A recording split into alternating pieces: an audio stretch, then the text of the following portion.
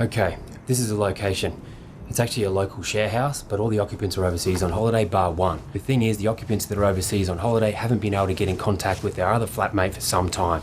So they've contacted QPS, who have in turn contacted us, and we've conducted a local investigation here and in the surrounding areas and have found that people have been going missing and some have even been getting sick. Now, the fact that this has happened gives us actionable intelligence and authorisation to search, and upon confirmation, euthanize. This is going to be a problem. I normally conduct these search operations during daylight hours, but given the sensitive nature of this case and the fact that the warrant's just come down from the judge, we're going to roll him up now. You guys ready? Yep.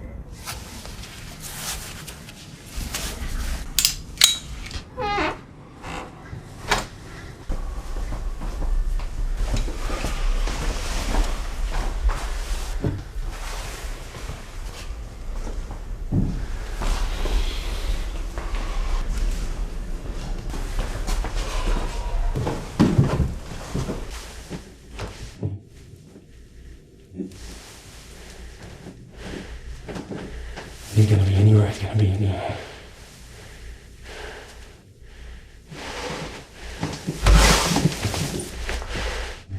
BBC, mate. Sorry for the interruption. Why don't you tell us your name?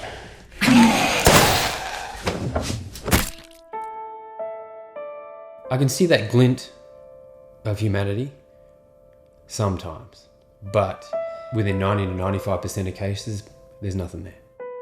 That comes from instinct and also being around both edges of the sword, dealing in death but also seeing life. A lot of people hang on to what things were and really don't want to face up to what they are now, which is extremely difficult, and believe me, I know.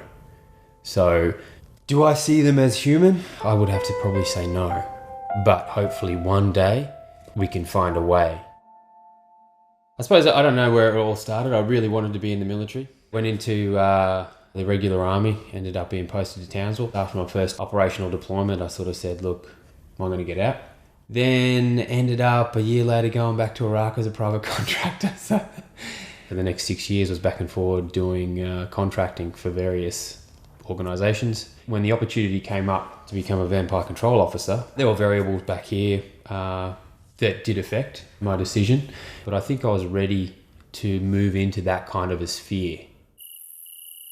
Everything I use is job specific. You don't walk around looking like some dude out of Splinter Cell or The Matrix or whatever like that. You distill it down to what works. The most effective thing, the wooden stake, I actually have modelled them on the Tanto Talon blade. Really good for stabbing, also for slashing, but in this instant, it's just basically for stabbing. We still use old school firepower though, the old Beretta 9mm, but we do use the silver in the bullets. Got a lot of scrapes, scratches, and a lot of stitches. So I ended up making my own sort of leather cuffs, I suppose. Essentially, they're just some leather wrist guards. Very simple, but once again, extremely effective. A neoprene neck wrap, give you that extra layer of protection, which is all about buying you that half second. What about that necklace? Is that protection too? Is that a crucifix?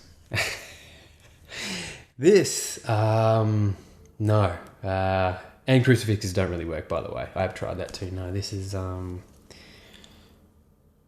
the, I suppose, the ball and chain, really.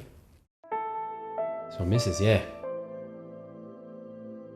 I was overseas and I got an email from Abby's mum and she said that she found her in a bed, drained of blood.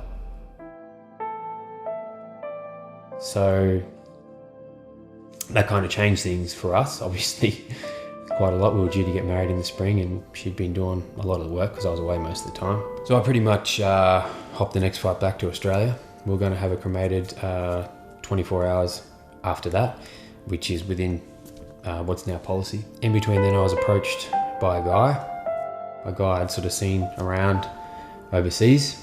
He sort of said, look, do you want to come and work for us? Which was, at that point, vampire control. And that law's just been passed that if you have the means and you've had the training, that you can take a active vampire into custody.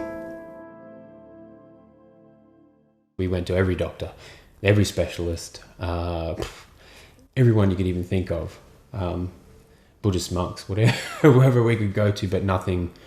There was no change. So sometimes to go forward, you have to go back. So I just started to research every single thing I could find on vampires. One thing that popped up, there was an old Catholic rite in northern Bosnia in 1873, Dario Maricic. His brother had been turned. He found if he took a drop of blood from every vampire that he killed, mixed that together, made this tonic, and he was able to turn his brother back.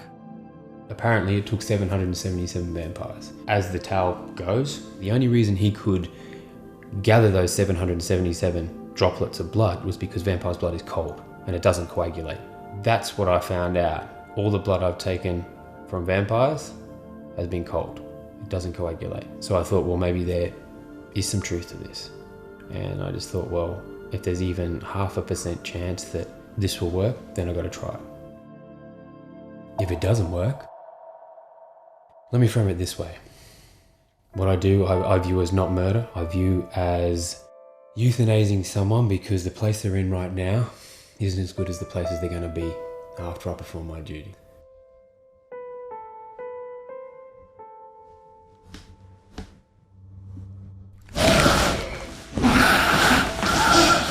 Would you want to live like that? Would you want the only person you've ever loved to live like that?